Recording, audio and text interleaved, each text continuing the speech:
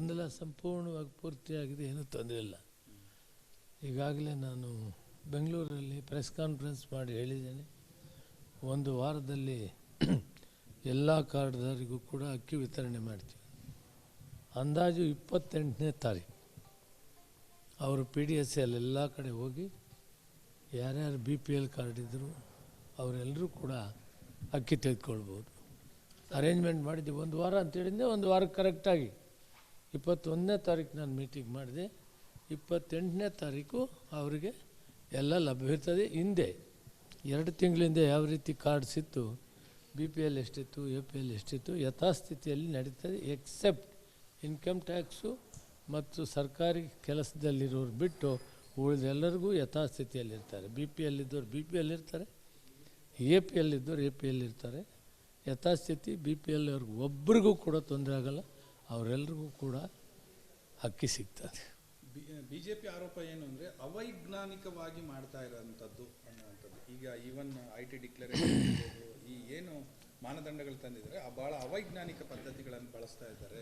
ಮಾನದಂಡಗಳನ್ನು ಕೇಂದ್ರ ಸರ್ಕಾರದ ಮಾರ್ಗಸೂಚಿ ಮೇಲೆ ಮಾಡಿದ್ದೀವಿ. ಇನ್ಕಮ್ ಟ್ಯಾಕ್ಸ್ ಹೇಳಿದ್ದಾರೆ, ಸರ್ವಿಸ್ ಹೇಳಿದ್ದಾರೆ, ಮತ್ತು ಯಾರ ಆರ್ಥಿಕ ಪರಿಸ್ಥಿತಿ 1,20,000 ಮೇಲೆ ಇರ್ತದೆ ಅವರೆಲ್ಲರೂ ಕೂಡ ಇದರೊಳಗಡೆ ಬರ್ತಾರೆ ಅಂತ ಹೇಳಿದ್ದಾರೆ.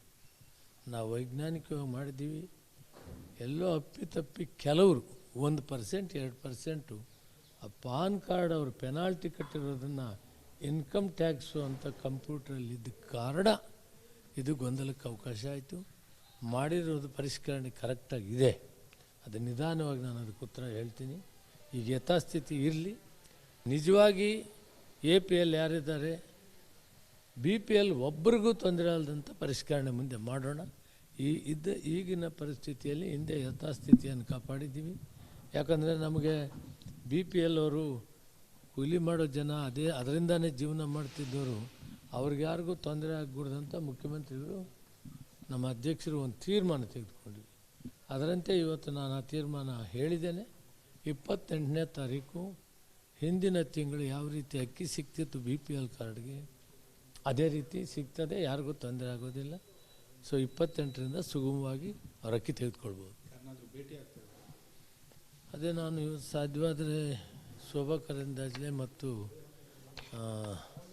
ಸೋಮಣ್ಣ ಮತ್ತು ಪ್ರಹ್ಲಾದ್ ಜೋಶಿ ನಮ್ಮದೇ ಇಲಾಖೆಯವರು ಅಲ್ಲಿ ಕೆಲಸಗಳಿದೆ, ಅವ್ರನ್ನ ಭೇಟಿ ಆಗ್ತೀವಿ. ಸರ್, ಈಗ ಯೋಗೇಶ್ವರ್ ಅವರು ಮಾತಾಡಿದ್ದಾರೆ, ಆಯ್ಕೆ ಆದಮೇಲೆ ಕಾಂಗ್ರೆಸ್ ಏನಾದರೂ ನನಗೆ ಟಾಸ್ಕ್ ಕೊಟ್ಟರೆ JDSನಲ್ಲಿರೋ ಎಲ್ಲ ಶಾಸಕರನ್ನು ಕಾಂಗ್ರೆಸ್ ಕರ್ಕೊಂಡ್ಬರ್ತೀನಿ. ಅದು ಅವ್ರನ್ನೇ ಕೇಳಬೇಕು. ಆ ವಿಷಯ ನನ್ನ ಗಮನಕ್ಕೆ ಇನ್ನೂ ಬಂದಿಲ್ಲ. ಅಲ್ಲ, ಅವರು ಮಾತಾಡಿದ್ದಾರೆ, ಸ್ಟೇಟ್ಮೆಂಟ್. ಅದನ್ನು ನಾನು ನೋಡಿಲ್ಲ, ಅದ್ರ ಬಗ್ಗೆ ನಾನು ಮಾತಾಡೋದಿಲ್ಲ. ಒಟ್ಟಿನಲ್ಲಿ 3 ಗೆದ್ದಿದ್ದಾರಲ್ಲ ಕಾಂಗ್ರೆಸ್ ಪಾರ್ಟಿ. ಈ BJP ಅವರು ಇಷ್ಟೊಂದು ಗೊಂದಲ ಮಾಡಿದರು, ದಳದವರು. ಆದರೂ ಕೂಡ ಜನ ನಾವು ಕೊಟ್ಟಂಥ ಗ್ಯಾರಂಟಿಗಳು ನಮ್ಮನ್ನು ಕೈ ಹಿಡಿದಿದೆ. ಬಡವರ ಪರವಾಗಿ ಕೆಲಸ ಮಾಡಿದ್ದೀವಿ, ಜನ ಆಶೀರ್ವಾದ ಮಾಡಿದ್ದಾರೆ.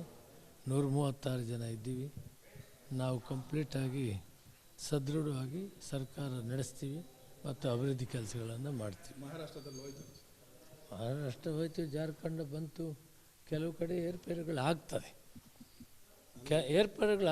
ಅದಕ್ಕೆ ರಾಜಕೀಯವಾಗಿ ಜನಾದೇಶಕ್ಕೆ ನಾವು ಇದು ಮಾಡಬೇಕು. ನಾವು ತೆಗೆದುಕೊಳ್ಳುವಂಥ ತೀರ್ಮಾನಗಳು ಹಲವಾರು ಕಾರಣಗಳಿಂದ ಈಗ ಹೋಗಿರ್ತದೆ. ವಾತಾವರಣ ಆಗಿರಲಿಲ್ಲ. ಈಗ ಪಾರ್ಲಿಮೆಂಟಲ್ಲಿ ಮಹಾರಾಷ್ಟ್ರದಲ್ಲಿ ಒಳ್ಳೆಯ ಬಹುಮತ ಬಂತು ನಮ್ಮ ಗ್ರೂಪ್ಗೆ. ಆದರೆ ಈಗ ಇದಾಗಬೇಕಾದ್ರೆ ಕೆಲವು ನ್ಯೂನತೆಗಳಿದೆ. ಈಗ ಜಾರ್ಖಂಡ್ನಲ್ಲಿ ಬಂದಿದೆ. ಅದೇ ರೀತಿ ಅವನ್ನೆಲ್ಲ ಸರಿಕಟ್ಕೋಬೇಕು, ನಾವು ಸರಿಕಟ್ಕೊಳ್ಬೇಕಾಗುತ್ತೆ. ಬಟ್ ಜನ ಇಡೀ ದೇಶದಲ್ಲಿ BJPಗೆ ವಿರುದ್ಧವಾಗಿದ್ದಾರೆ. ಅಲ್ಲ, ಮತ್ತೆ EVMದು ಮಾತಾಡ್ತಾ ಇದ್ದೀರಲ್ಲ, ನಾನು ಅದ್ರ ಬಗ್ಗೆ ಮಾತಾಡೋಕ್ಕೆ ಹೋಗೋದಿಲ್ಲ. ಒಟ್ಟಿನಲ್ಲಿ ಮುಂದೆ ದಿನಗಳಲ್ಲಿ ಕಾಂಗ್ರೆಸ್ ಮತ್ತೆ ಬರ್ತದೆ ಮತ್ತು ಇಂಡಿಯಾ ಏನು ಇದೆ ಗ್ರೂಪ್, ಅದಕ್ಕೊಂದು ಅವಕಾಶ ಇದೆ. ಖಂಡಿತ ಮೊನ್ನೆನೇ ಅವಕಾಶ ಇತ್ತು, ಸ್ವಲ್ಪ ಏರ್ಪೇರ್ ಆಯಿತು. ಮುಂದೆ ಖಚಿತವಾಗಿ ಇಂಡಿಯಾ ಗ್ರೂಪ್ ಕಾಂಗ್ರೆಸ್ ನೇತೃತ್ವದಲ್ಲಿ ಸರ್ಕಾರ ಮಾಡಲೇ ಮಾಡ್ತೀವಿ. Thank you. ಗೊಂದಲ ಸಂಪೂರ್ಣವಾಗಿ ಪೂರ್ತಿಯಾಗಿದೆ, ಏನೂ ತೊಂದರೆ ಇಲ್ಲ. ಈಗಾಗಲೇ ನಾನು ಬೆಂಗಳೂರಲ್ಲಿ ಪ್ರೆಸ್ ಕಾನ್ಫರೆನ್ಸ್ ಮಾಡಿ ಹೇಳಿದ್ದೇನೆ, ಒಂದು ವಾರದಲ್ಲಿ ಎಲ್ಲ ಕಾರ್ಡ್ದಾರಿಗೂ ಕೂಡ ಅಕ್ಕಿ ವಿತರಣೆ ಮಾಡ್ತೀವಿ. ಅಂದಾಜು 28ನೇ ತಾರೀಕು ಅವರು PDSL ಎಲ್ಲ ಕಡೆ ಹೋಗಿ ಯಾರ್ಯಾರು BPL ಕಾರ್ಡ್ ಇದ್ದರು ಅವರೆಲ್ಲರೂ ಕೂಡ ಅಕ್ಕಿ ತೆಗೆದುಕೊಳ್ಬೋದು. ಅರೇಂಜ್ಮೆಂಟ್ ಮಾಡಿದ್ದೆ 1 ವಾರ ಅಂತೇಳಿದ್ದೆ. 1 ವಾರ ಕರೆಕ್ಟಾಗಿ 21ನೇ ತಾರೀಕು ನಾನು ಮೀಟಿಂಗ್ ಮಾಡಿದೆ. 28ನೇ ತಾರೀಕು ಅವರಿಗೆ ಎಲ್ಲ ಲಭ್ಯವಿರ್ತದೆ. ಹಿಂದೆ 2 ತಿಂಗಳಿಂದ ಯಾವ ರೀತಿ ಕಾರ್ಡ್ಸ್ ಇತ್ತು, BPL ಎಷ್ಟಿತ್ತು, APL ಎಷ್ಟಿತ್ತು, ಯಥಾಸ್ಥಿತಿಯಲ್ಲಿ ನಡೀತದೆ. ಎಕ್ಸೆಪ್ಟ್ ಇನ್ಕಮ್ ಟ್ಯಾಕ್ಸು ಮತ್ತು ಸರ್ಕಾರಿ ಕೆಲಸದಲ್ಲಿರೋರು ಬಿಟ್ಟು ಉಳಿದೆಲ್ಲರಿಗೂ ಯಥಾಸ್ಥಿತಿಯಲ್ಲಿರ್ತಾರೆ. BPL ಇದ್ದವ್ರು BPL ಇರ್ತಾರೆ, APL ಇದ್ದವ್ರು APL ಇರ್ತಾರೆ. ಯಥಾಸ್ಥಿತಿ BPL ಅವ್ರಿಗೆ ಒಬ್ರಿಗೂ ಕೂಡ ತೊಂದರೆ ಆಗಲ್ಲ, ಅವರೆಲ್ಲರಿಗೂ ಕೂಡ ಅಕ್ಕಿ ಸಿಗ್ತದೆ. BJP ಆರೋಪ ಏನು ಅಂದರೆ ಅವೈಜ್ಞಾನಿಕವಾಗಿ ಮಾಡ್ತಾ ಇರೋಂಥದ್ದು ಅನ್ನೋವಂಥದ್ದು. ಈಗ ಈವನ್ IT ಡಿಕ್ಲರೇಷನ್ ಈ ಏನು ಮಾನದಂಡಗಳು ತಂದಿದ್ದಾರೆ ಭಾಳ ಅವೈಜ್ಞಾನಿಕ ಪದ್ಧತಿಗಳನ್ನು ಬಳಸ್ತಾ ಇದ್ದಾರೆ. ಮಾನದಂಡಗಳನ್ನು ಕೇಂದ್ರ ಸರ್ಕಾರದ ಮಾರ್ಗಸೂಚಿ ಮೇಲೆ ಮಾಡಿದ್ದೀವಿ. ಇನ್ಕಮ್ ಟ್ಯಾಕ್ಸ್ ಹೇಳಿದ್ದಾರೆ, ಸರ್ವಿಸ್ ಹೇಳಿದ್ದಾರೆ, ಮತ್ತು ಯಾರ ಆರ್ಥಿಕ ಪರಿಸ್ಥಿತಿ 1,20,000 ಮೇಲೆ ಇರ್ತದೆ ಅವರೆಲ್ಲರೂ ಕೂಡ ಇದರೊಳಗಡೆ ಬರ್ತಾರೆ ಅಂತ ಹೇಳಿದ್ದಾರೆ. ನಾವು ವೈಜ್ಞಾನಿಕವಾಗಿ ಮಾಡಿದ್ದೀವಿ. ಎಲ್ಲೋ ಅಪ್ಪಿತಪ್ಪಿ ಕೆಲವರು 1% 2% ಆ ಪಾನ್ ಕಾರ್ಡ್ ಅವರು ಪೆನಾಲ್ಟಿ ಕಟ್ಟಿರೋದನ್ನು ಇನ್ಕಮ್ ಟ್ಯಾಕ್ಸು ಅಂತ ಕಂಪ್ಯೂಟ್ರಲ್ಲಿದ್ದ ಕಾರಣ ಇದು ಗೊಂದಲಕ್ಕೆ ಅವಕಾಶ ಆಯಿತು. ಮಾಡಿರೋದು ಪರಿಷ್ಕರಣೆ ಕರೆಕ್ಟಾಗಿದೆ. ಅದು ನಿಧಾನವಾಗಿ ನಾನು ಅದಕ್ಕೆ ಉತ್ತರ ಹೇಳ್ತೀನಿ. ಈಗ ಯಥಾಸ್ಥಿತಿ ಇರಲಿ. ನಿಜವಾಗಿ APL ಯಾರಿದ್ದಾರೆ, BPL ಒಬ್ಬರಿಗೂ ತೊಂದರೆ ಆಗದಂಥ ಪರಿಷ್ಕರಣೆ ಮುಂದೆ ಮಾಡೋಣ. ಈಗಿನ ಪರಿಸ್ಥಿತಿಯಲ್ಲಿ ಹಿಂದೆ ಯಥಾಸ್ಥಿತಿಯನ್ನು ಕಾಪಾಡಿದ್ದೀವಿ. ಯಾಕಂದರೆ ನಮಗೆ BPL ಅವರು ಕೂಲಿ ಮಾಡೋ ಜನ ಅದರಿಂದನೇ ಜೀವನ ಮಾಡ್ತಿದ್ದವರು, ಅವ್ರಿಗೆ ಯಾರಿಗೂ ತೊಂದರೆ ಆಗಕೂಡ್ದಂಥ ಮುಖ್ಯಮಂತ್ರಿಗಳು ನಮ್ಮ ಅಧ್ಯಕ್ಷರು ಒಂದು ತೀರ್ಮಾನ ತೆಗೆದುಕೊಂಡಿವಿ. ಅದರಂತೆ ಇವತ್ತು ನಾನು ಆ ತೀರ್ಮಾನ ಹೇಳಿದ್ದೇನೆ. 28ನೇ ತಾರೀಕು ಹಿಂದಿನ ತಿಂಗಳು ಯಾವ ರೀತಿ ಅಕ್ಕಿ ಸಿಗ್ತಿತ್ತು BPL ಕಾರ್ಡ್ಗೆ ಅದೇ ರೀತಿ ಸಿಗ್ತದೆ, ಯಾರಿಗೂ ತೊಂದರೆ ಆಗೋದಿಲ್ಲ. ಸೊ 28ರಿಂದ ಸುಗಮವಾಗಿ ಅವ್ರ ಅಕ್ಕಿ ತೆಗೆದುಕೊಳ್ಬೋದು. ಅದೇ ನಾನು ಇವತ್ತು ಸಾಧ್ಯವಾದರೆ ಶೋಭಾ ಕರಂದ್ಲಾಜೆ ಮತ್ತು ಸೋಮಣ್ಣ ಮತ್ತು ಪ್ರಹ್ಲಾದ್ ಜೋಶಿ ನಮ್ಮದೇ ಇಲಾಖೆಯವರು ಅಲ್ಲಿ ಕೆಲಸಗಳಿದೆ, ಅವ್ರನ್ನ ಭೇಟಿ ಆಗ್ತೀವಿ. ಸರ್, ಈಗ ಯೋಗೇಶ್ವರ್ ಅವರು ಮಾತಾಡಿದ್ದಾರೆ ಆಯ್ಕೆ ಆದಮೇಲೆ ಕಾಂಗ್ರೆಸ್ ಏನಾದರೂ ನನಗೆ ಟಾಸ್ಕ್ ಕೊಟ್ಟರೆ JDSನಲ್ಲಿರೋ ಎಲ್ಲ ಶಾಸಕರನ್ನು ಕಾಂಗ್ರೆಸ್ ಕರ್ಕೊಂಡ್ಬರ್ತೀನಿ. ಅದು ಅವ್ರನ್ನೇ ಕೇಳಬೇಕು. ಆ ವಿಷಯ ನನ್ನ ಗಮನಕ್ಕೆ ಇನ್ನೂ ಬಂದಿಲ್ಲ. ಅಲ್ಲ, ಅವರು ಮಾತಾಡಿದ್ದಾರೆ, ಸ್ಟೇಟ್ಮೆಂಟ್. ಅದನ್ನು ನಾನು ನೋಡಿಲ್ಲ, ಅದ್ರ ಬಗ್ಗೆ ನಾನು ಮಾತಾಡೋದಿಲ್ಲ.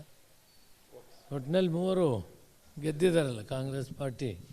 ಈ BJP ಅವರು ಇಷ್ಟೊಂದು ಗೊಂದಲ ಮಾಡಿದರು ದಳದವರು. ಆದರೂ ಕೂಡ ಜನ ನಾವು ಕೊಟ್ಟಂಥ ಗ್ಯಾರಂಟಿಗಳು ನಮ್ಮನ್ನು ಕೈ ಹಿಡಿದಿದೆ. ಬಡವರ ಪರವಾಗಿ ಕೆಲಸ ಮಾಡಿದ್ದೀವಿ. ಜನ ಆಶೀರ್ವಾದ ಮಾಡಿದ್ದಾರೆ. 136 ಜನ ಇದ್ದೀವಿ. ನಾವು ಕಂಪ್ಲೀಟಾಗಿ ಸದೃಢವಾಗಿ ಸರ್ಕಾರ ನಡೆಸ್ತೀವಿ ಮತ್ತು ಅಭಿವೃದ್ಧಿ ಕೆಲಸಗಳನ್ನು ಮಾಡ್ತೀವಿ. ಮಹಾರಾಷ್ಟ್ರದಲ್ಲಿ ಮಹಾರಾಷ್ಟ್ರ ಹೋಯ್ತು, ಜಾರ್ಖಂಡ್ ಬಂತು, ಕೆಲವು ಕಡೆ ಏರ್ಪೇರುಗಳಾಗ್ತದೆ. ಅದಕ್ಕೆ ರಾಜಕೀಯವಾಗಿ ಜನಾದೇಶಕ್ಕೆ ನಾವು ಇದು ಮಾಡಬೇಕು. ನಾವು ತೆಗೆದುಕೊಳ್ಳುವಂಥ ತೀರ್ಮಾನಗಳು ಹಲವಾರು ಕಾರಣಗಳಿಂದ ಈಗ ಹೋಗಿರ್ತದೆ. ವಾತಾವರಣ ಆಗಿರಲಿಲ್ಲ. ಈಗ ಪಾರ್ಲಿಮೆಂಟಲ್ಲಿ ಮಹಾರಾಷ್ಟ್ರದಲ್ಲಿ ಒಳ್ಳೆಯ ಬಹುಮತ ಬಂತು ನಮ್ಮ ಗ್ರೂಪ್ಗೆ. ಆದರೆ ಈಗ ಇದಾಗಬೇಕಾದ್ರೆ ಕೆಲವು ನ್ಯೂನತೆಗಳಿದೆ. ಈಗ ಜಾರ್ಖಂಡ್ನಲ್ಲಿ ಬಂದಿದೆ. ಅದೇ ರೀತಿ ಅವನ್ನೆಲ್ಲ ಸರಿಕಟ್ಕೋಬೇಕು, ನಾವು ಸರಿಕಟ್ಕೊಳ್ಬೇಕಾಗುತ್ತೆ. ಬಟ್ ಜನ ಇಡೀ ದೇಶದಲ್ಲಿ BJPಗೆ ವಿರುದ್ಧವಾಗಿದ್ದಾರೆ.